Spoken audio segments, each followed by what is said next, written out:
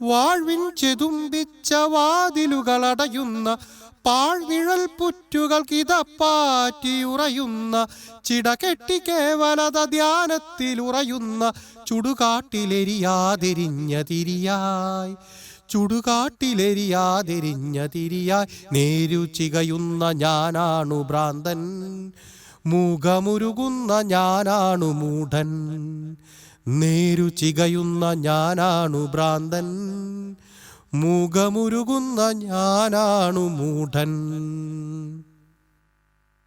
ഉന്നതി വരുത്തുവാൻ എത്രയോ പരാധീനം, പിന്നെയങ് അധോഗതിക്കെത്രയും എളുപ്പം.